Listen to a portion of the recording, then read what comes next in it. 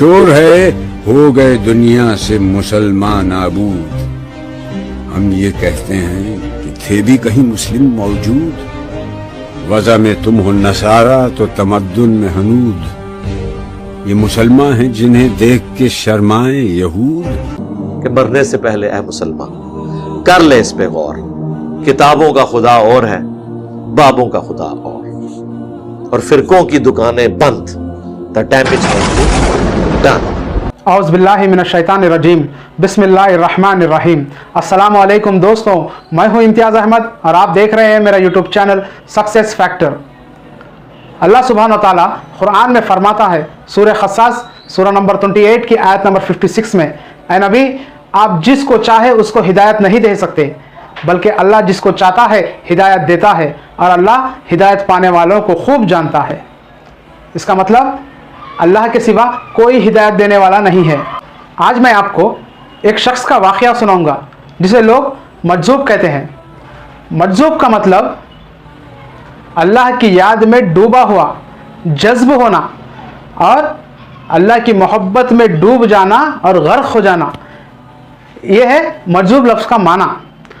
और जो शख्स अल्लाह की याद में डूब जाता है, अल्लाह की याद में गर्क हो जाता है और अल्लाह जिसको अपनी तरफ खींच लेता है, उस शख्स को मजज़ूब कहते हैं।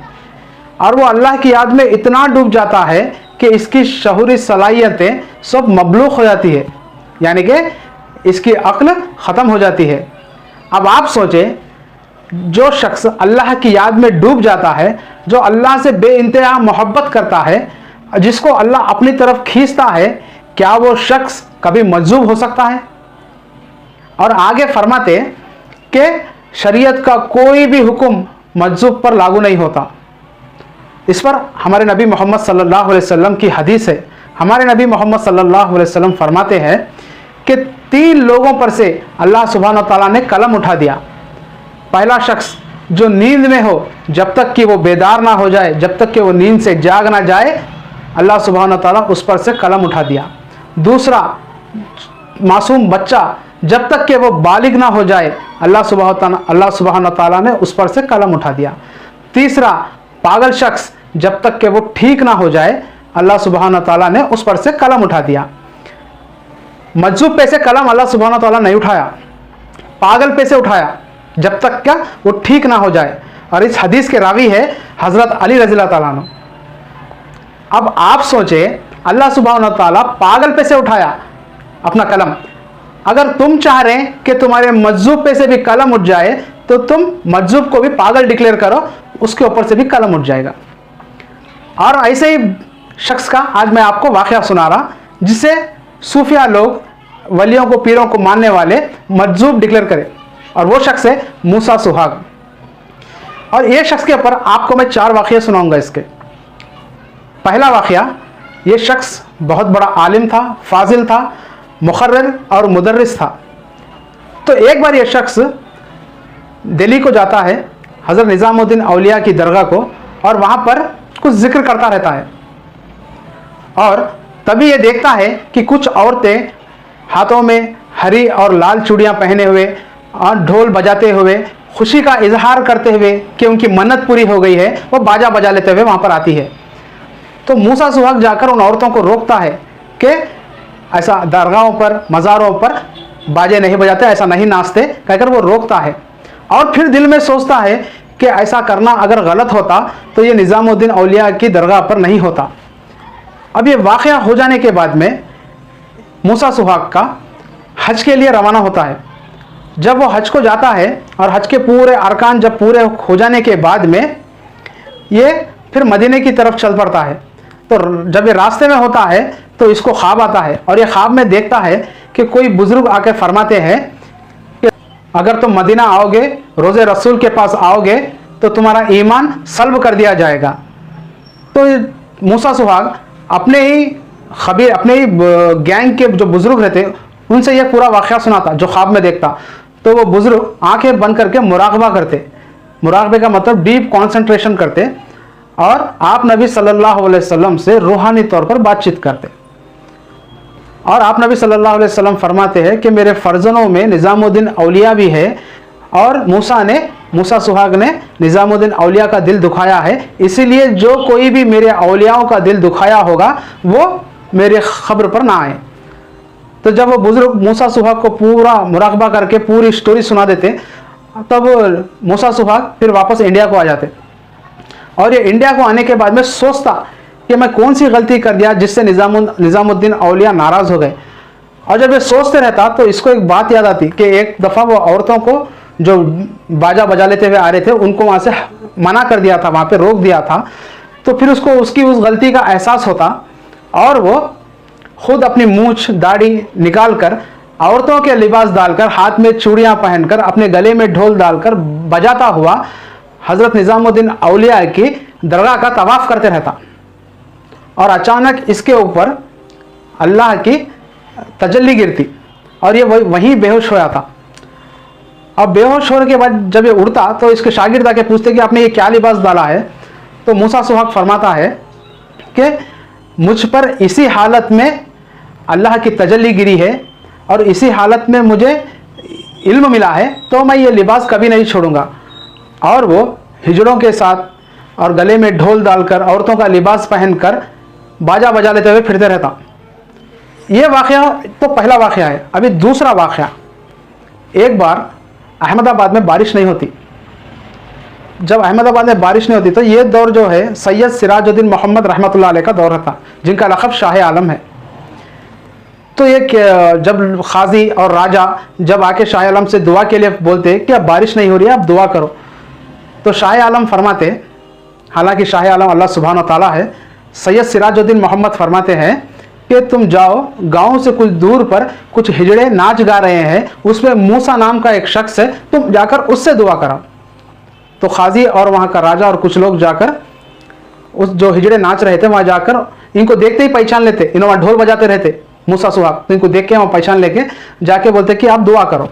तो मूसा सुहाग कहता है मैं तो गुनहगार शख्स हूँ, अल्लाह सुब्हान व तआला मेरी दुआ कबूल नहीं करता, आप कोई और मूसा को ढूंढ रहे हैं, मैं वो मूसा नहीं होता, कह देता। फिर भी वहाँ के खादी साहब और राजा आजीजी करने से ये क्या करता है, अपना जो चूड़ियाँ पहनी हुई है अपना वो हाथ ऊपर कर पत्थर उठाकर अपनी आसमान की तरफ देखते हुए कहता है कि बारिश बरसाओ, मैं बरसाइए, या अपना सुहाग ले लीजिए। ये अपने आप को अल्लाह सुब्हान व तआला की बीवी कहता था, ये दावा करता था वो। तो इतना कहते ही वहाँ पे बादल आ जाते और फुल बारिश होती, वहाँ पे ज़ोरदार बारिश होती। आप क्या कहा मूसा सुहाग, अपना हाथ ऊपर उठाया, चूड़ियों वाला हाथ ऊपर उठाकर पत्थर चूड़ियों के पास खरीब को लाकर फरमाता है बारिश बरसाओ वरना अपना सुहाग ले लो, और फुल बारिश होती। ये था दूसरा वाक़या। अब तीसरा वाक़या है मूसा सुहाग का कि जब ये बारिश का वाक़या हो गया तो ये फरमाता है, ये बोलता है कि शाह आलम ने मेरा राज फाश कर दिया और मुझे मेरी जो बातें थी ये सबके सामने जाहिर कर दी, इसलिए ये ज़मीन पर एक ठोकर मारकर ज़मीन के अंदर चला जाता और लोग वो जहाँ पे अंदर चला जाता ज़मीन के अंदर वहाँ पर खोदना शुरू कर देते, तो वहाँ पे वो एक जगह पर मिल जाता। जब ये और खोदने लगते तो और वो बादू सरक जाता, ऐसा वो 3-4 बार सरक जाता। तो खालिद साहब भी परेशान हो जाते, वहाँ के परेशान होकर क्या बोलते, मट्टी डाल दो और फूल डाल दो और अपने अपने घरों को चले जाओ बोलते। वो भी परेशान होते, बादू सरकते रहता। और चौथा वाक़या, जब इसका इंतकाल हो जाता, इसका जब इंतकाल होने के बाद में शाह आलम को वजद होता कि मूसा सुहाग का इंतकाल हो गया, तो ये अपने मुरीद को भिजाते और कफन और दफन का बंदोबस्त करो बोलते, और जब गुस्ल देते तो इसकी हाथ की चूड़ियाँ भी मत निकालो बोल के बोलते। अब मैं आपको मूसा सुहाग की पूरी कहानी सुनाया। अब आप खुद ही सोचिए, क्या कोई शख्स आप नबी सल्लल्लाहु अलैहि वसल्लम से रूहानी तौर पर बातचीत कर सकता है, और कोई अल्लाह का वली अपनी खबर पर बाजा बजते हुए रुक जाने पर नाराज़ हो सकता है, और उस वली को खुश करने के लिए क्या कोई शख्स औरतों का लिबास पहनकर ढोल बजाता हुआ और हाथ में चूड़ियाँ पहनकर आ सकता है? और आप ये भी सोचें कि अल्लाह सुब्हान व तआला को कोई मजबूर कर सकता है क्या, बारिश बरसाओ नहीं तो मैं अपने हाथ की चूड़ियाँ तोड़ लेता हूँ, बारिश बरसाइए वरना अपना सुहाग ले लीजिए? क्या कभी ऐसा हो सकता? अल्लाह किसी की मोहब्बत में मजबूर नहीं हो सकता। और जब इनके करामत जाहिर हो गए तो ये खबर में चले गए और बादू सरकते सरकते इनके 4 खबरें बना दिए वहाँ पे, और वो खादी साहब फूल डाल के घर को चले गए। कोई अपनी खबर में दफनाने के बाद में अपनी खबर से बादुक सरक सकता, चाहे वो जिंदा हो या मुर्दा, बादुक सरक सकता? वो बादुक नहीं सरक सकता। और किसी को किसी के इंतकाल का या किसी की पैदाइश का किसी को वज्र नहीं होता। ये अल्लाह ताला ने मौज़े अंबियाओं को दिए है। किसी वली को, किसी बाबा को, किसी बेबी को अल्लाह सुब्हानहू ताला ने ये करामतें नहीं दिए। मूसा सुहाग के इंतकाल की बात शाह आलम को वज्द होना ये दरअसल झूठ है। ये पूरी झूठी कहानियां हैं इसके ऊपर। पहली झूठी कहानी क्या? आप नबी सल्लल्लाहु अलैहि वसल्लम से रूहानी तौर पर बात करना, मुराकबा करना। इनके गैंग में एक बुजुर्ग रहते, जब ख्वाब में जब इसको रोक दिया जाता तो इनके गैंग के एक बुजुर्ग मुराकबा करते, यानी कि आप नबी सल्लल्लाहु अलैहि वसल्लम से रूहानी बात करें तो आप नबी सल्लल्लाहु अलैहि वसल्लम फरमाते कि इन्होंने निज़ामुद्दीन औलिया का दिल दुखाया है, इसलिए मेरी खबर पर आने की ज़रूरत नहीं है। आपको इस पर एक हदीस सुनाता हूँ। हमारे नबी मोहम्मद सल्लल्लाहु अलैहि वसल्लम के इस दुनिया से चले जाने के बाद, आपके इंतकाल के बाद, हज़रत अबू बकर सिद्दीक़ रज़ियल्लाहु ताला अन्हु उम्मे आयमन के घर को जाते हैं और साथ में उमर रज़ियल्लाहु ताला अन्हु को भी लेके जाते। तो आप जब उम्मे आयमन के घर को जाते तो उम्मे आयमन रो रही थी। तो हज़रत अबू बकर सिद्दीक़ रज़ियल्लाहु ताला अन्हु फरमाते हैं, उम्मे आयमन तुम क्यों रो रही हो? अल्लाह के रसूल इस जगह से बेहतरीन जगह पर चले गए हैं और अल्लाह की जन्नतों में हैं। तो इस पर उम्मे आयमन फरमाती है, मैं इस बात से अनजान नहीं हूँ कि अल्लाह के रसूल इस जगह से बेहतर जगह पर चले गए हैं, बल्कि मैं इस बात पर रो रही हूँ कि अब हम पर कोई वही आने वाली नहीं है। आप सोचे, और इस बात को सुनते ही उम्मे आयमन भी रोने लगी, हज़रत अबू बकर सिद्दीक़ भी रोने लगे और हज़रत उमर भी रोने लगे। क्या हज़रत अबू बकर सिद्दीक़ रज़ियल्लाहु ताला अन्हु को और हज़रत उमर रज़ियल्लाहु ताला अन्हु को नहीं मालूम था ये बात कि अल्लाह के रसूल चले गए तो भी हम बाद में मुराकबा कर सकते, रूहानी तौर पर उनसे बात कर सकते? जब इतने जलील क़द्र सहाबी ये काम नहीं करे तो कोई और बुजुर्ग ये काम कैसे कर सकता है? ये पूरा झूठ है और अल्लाह के रसूल के ऊपर झूठ बांध रहे हैं लोग। आप नबी सल्लल्लाहु अलैहि वसल्लम की हदीस है, जिसने मुझ पर जानबूझकर झूठ बांधा वो अपना ठिकाना जहन्नम में बना ले।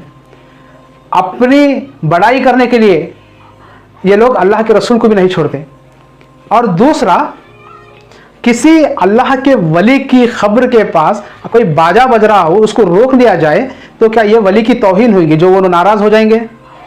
खबर में जाने के बाद में तौहीन करो, कुछ भी करो, कोई फर्क नहीं पड़ता, उनको कुछ मालूम नहीं होता, वो अनजान है जो कुछ हम कर रहे हैं। और उनको खुश करने के लिए खुद लेडीज का ड्रेस डाल के, औरतों का लिबास डाल के, हाथ में चूड़ियां लेके, ढोल बजा लेते हुए आए तो वो खुश हो जाते। क्या अल्लाह का वली ये सब बर्दाश्त कर सकता? आप नबी सल्लल्लाहु अलैहि वसल्लम ने मना फरमाया, औरत ना मर्द की मुशाहबत करे, ना मर्द औरत की मुशाहबत करे। और जब ये दरगाह का तवाफ कर रहा था, तवाफ तो काबतुल्लाह का करते, आप नबी सल्लल्लाहु अलैहि वसल्लम की खबर मुबारक का भी तवाफ नहीं है, तो ये निज़ामुद्दीन औलिया की खबर का तवाफ कर रहे हैं। तवाफ करते पर अल्लाह की तजल्ली का अक्स इसके ऊपर आके गिरता, बोल के नौज़ुबिल्लाह। कितनी बड़ी बात! मूसा अलैहिस्सलाम नहीं देख सके अल्लाह की तजल्ली को, बेहोश होकर गिर गए जब कोयतूर के पहाड़ के ऊपर अल्लाह की तजल्ली नाजिल हुई। तो मूसा सुहाग कैसा रहा? अगर मूसा सुहाग के ऊपर अगर अल्लाह की तजल्ली का अक्स गिरता तो मूसा जल के राख हो जाता था, मूसा सुहाग वहां पे नहीं रहता था। ये मूसा अलैहिस्सलाम की कहानी में से थोड़ा पार्ट निकाल के मूसा सुहाग को दे दिए, ऐसा नहीं होता। ये दो के दो वाक़यात झूठे हैं, मुराकबा करना और अल्लाह की तजल्ली इसके ऊपर आके गिरना, ये दो के दो झूठे वाक़यात हैं। और आगे अल्लाह ताला को ये मजबूर कर दे रहा बोल के, ये अल्लाह ताला को अपनी बीवी बना के हाथ ऊपर उठा के चूड़ियाँ फोड़ने गया तो अल्लाह ताला बारिश बरसाता। चूड़ियाँ नहीं, तुम सर भी फोड़ लो, अल्लाह बारिश नहीं बरसाता। अल्लाह जब चाहे तब बरसाता। तुम कुछ भी कर लो, अल्लाह कभी बारिश नहीं बरसाएगा। ऐसे चीज़ें करने पे अल्लाह हरगिज़ बारिश नहीं बरसाता। ये सब झूठे वाक़यात करते। और ख़बर में बादू चले आता, अंदर चले आता, 4 खबर खोदते इसके मुरीदा, हाँ, इन्हें बादू सरकते रहता। ऐसा नहीं होता, ये सब कहानियाँ सुनाते। इसकी पीरी मुरीदी बढ़ाने के वास्ते, इसकी बुजुर्गी बढ़ाने के वास्ते खाली कहानियाँ सुनाते रहते। इसका और एक वाक़या है जो मैं भूल गया, अभी मेरे जहन में आया। इसको एक बार इमाम साहब पकड़ लेते ना, औरतों के कपड़े पहन लेके बाजार में फिरते रहता, तो इसको इमाम साहब पकड़ लेके बोलते क्या लिबास पहने, जनानों का, लेडीज़ का लिबास है, उतारो। सफ़ेद कुर्ता पहन के नमाज को बोलते, अपने पूरे कान के बालियाँ, हाथ के चूड़ियाँ और वो सुर्ख लिबास जो लाल कलर का लिबास में वो निकाल के मस्जिद को आया था। मस्जिद को आके इमाम साहब का खुतबा सुनता। जैसे ही इमाम साहब तकबीर तहरीमा के लिए अल्लाह अकबर कहते, इसके ऊपर एक अलग ही कैफियत तारी हुई थी। इसका वाइट ड्रेस पूरा रेड हुआ था, सफ़ेद लिबास पूरा सुर्ख हो जाता और इसके हाथ में फिर से चूड़ियाँ आ जाती और ये बोलता है बल्कि मेरा अल्लाह, मेरा रब हय्युल ला यमूत है, मेरे अल्लाह को, मेरे खाविंद को कभी मौत नहीं आएगी, और ये लोग मुझे बेवा कर देते हैं। अब इसके जो मानने वाले हैं ये खाविंद का भी बहुत बड़ा डेफिनेशन निकालते, इसका बहुत मीनिंग बोलते हैं। खाविंद बोलते खुदावंद करीम का मतलब है, मालिक का मतलब है, वो क्या क्या की सुनाए थे पूरे कहानियाँ। और सुहाग का भी कुछ बहुत बड़ा डेफिनेशन लेके इतनी बड़ी दुम लगाते हैं उसके पीछे। हालांकि एक क्लियर कट बोल दे रहा कि मेरा खाविंद यानी कि अल्लाह को अपना शौहर मानता था और खुद अपने आप को अल्लाह की बीवी मानता था। ये सोचिए ईसाइया क्यों काफिर हुए? क्योंकि ईसाइयों ने ईसा अलैहिस्सलाम को अल्लाह का बेटा कहा, इसलिए मुसलमान उनको काफिर कहते हैं। अब मूसा सुहा खुद अपने आप को अल्लाह सुब्हान व तआला की बीवी कह रहा है, तो ये क्या हो गया? ये भी काफिर हो गया। जब अल्लाह का कोई बेटा नहीं है तो बीवी कहां से आई? सूरह इखलास में अल्लाह ताला फरमाता है लम यलिद वलम युलद, ना मैं किसी से पैदा हुआ ना मुझसे कोई पैदा हुआ। अल्लाह सुब्हान व तआला, इसका मतलब है अल्लाह के ना माँ बाप है ना बीवी और बच्चे हैं। अल्लाह एक है, अल्लाह का कोई हमसर नहीं है, उसके कोई बराबर नहीं है। और ये अपने आप को मूसा सुहाग अल्लाह की बीवी होने का दावा करता था। और इसके मरने की खबर जब वजद से सैयद सिराजुद्दीन मोहम्मद के पास पहुंचती है, जिनको शाह आलम कहते हैं, तो उन्होंने अपने मुरीद को भिजा के पूरी बॉडी को गुस्ल दो बोल के बोलते, कफन और दफन का बंदोबस्त कर दो, लेकिन इसकी चूड़ियाँ ना को निकालो बोलते। अब वो शाह आलम कुछ मालूम, वो चूड़ियाँ कहीं को निकालो बोलते बोल के, वो चूड़ियों में आखिर क्या असर था? मेरे ख्याल से वो चूड़ियों से बहुत बेइंतहा मोहब्बत करता था होगा। अल्लाह उसको मर्द बनाया था मगर उसको औरत बनने की ख्वाहिश थी होंगी, इसलिए वो चूड़ियाँ नहीं निकालते होंगे उसकी। तो दरअसल मेरे बोलने का असल मतलब क्या है बोल तो, ये मजजूब माने कोई कैटेगरी नहीं रहती। ये सूफीज़म क्या करते हैं, सूफिया लोग अपने बाबाओं को बचाने के वास्ते, अपने बुजुर्गों को बचाने के वास्ते अल्फाजों से खेलते। क्या आप सोचो, अल्लाह से जो बेइंतहा मोहब्बत करता कभी उन्हें पागल होता और उसकी इल्म में इजाफा होता? जो अल्लाह के रसूल से बेइंतहा मोहब्बत करता उसके इल्म में इजाफा होता, कभी उन्हें पागल नहीं होता। और उसको बचाने के लिए एक हदीस सुनाते कि जो लोग मजजूब होते हैं उन पर शरीयत का कोई भी हुक्म लागू नहीं होता। हालांकि हदीस में क्या है, जो लोग पागल हैं जब तक कि वो ठीक ना हो जाए उस पर से कलम उठा दिया गया है। मजजूब जो पागल बनने की एक्टिंग कर रहा उस पर नहीं, जो हकीकत में पागल है उसके ऊपर से कलम उठा दिया गया। मजजूब पे से कोई कलम नहीं उठा। और ठीक है, थोड़ी देर के लिए मान भी लिए, अगर मजजूब पे से कलम उठा लिया गया, मजजूब के मानने वालों पे से तो कलम नहीं उठाना। अभी भी तुम उसकी कहानियां सुनाते ही जा रहे, और ये पूरी बकवास बातें हैं, ऐसा कुछ नहीं हो सकता। और ऐसा अगर अल्लाह से सबसे ज़्यादा मोहब्बत करने वाले हैं तो वो अंबिया इकराम है, और सब में जलीलुल क़द्र हमारे नबी मोहम्मद सल्लल्लाहु अलैहि वसल्लम। इनसे ज़्यादा इस दुनिया में कोई भी अल्लाह सुब्हानहू व तआला से मोहब्बत नहीं कर सकता। जब ऐसे हमारे नबी के ऊपर ही जब ऐसी कैफियतें तारी नहीं हुई, और नौज़बिल्ला हो भी नहीं सकती, किसी अंबिया के ऊपर नहीं हो सकती। और आप लोग भी ऐसी कहानियों से दूर रहें। ये लोग आपका इल्म पर डाके डालते हैं, ऐसा कोई भी वाक़या नहीं हो सकता। वली की सिर्फ एक ही करामत है, और वो भी करामत भी अल्लाह ही बताने वाला है। वो करामत क्या है? अगर वो नेक अल्लाह का वली है, अगर वो दुआएं करेंगे तो अल्लाह उसकी दुआओं को कबूल करेगा, बस यही हो सकता है। कोई पागल, कोई नंगा, ये कुछ नहीं कर सकता। आखिर एक नंगे का वाक़या, वो भी अपने आप को मजजूब कहता था, उसको भी लोग मजजूब बोल के डिक्लेयर करें। उसी की दरगाह भी इंडिया में ही है। वो एकदम नंगा रहता था, अचानक वो एक दिन कपड़े पहन लेता तो सब लोग परेशान, उसके मुरीद परेशान हो जाते, अरे क्या बात है आप कपड़े पहन लिए बोल के। तो अपने मुरीद को बोलता है कि औरंगजेब आलमगीर आने वाले हैं इसलिए मैं कपड़े पहन लिए बोल के बोलता। हालांकि मजजूब सिर्फ अल्लाह से डरता, इनके दावे के हिसाब से कि अल्लाह की मोहब्बत में गर्क हो गया तो अल्लाह से डरेंगा, आलमगीर से क्यों डरेंगा, औरंगजेब आलमगीर से क्यों डरेंगा। झूठे मजजूबों को वो अल्लाह का वली बनाए थे। और हम सब लोग ऐसी कहानियों से बचे रहना, और ऐसी कहानी बातों से अल्लाह सुब्हानहू व तआला हमारे इल्म को बचाए, हमारे दीन को बचाए और हमारे ईमान को बचाए। अस्सलामु अलैकुम व रहमतुल्लाहि व बरकातहू। मेरे नबी सा है ही कोई नहीं, तेरे बाबे ते शे ही कोई नहीं।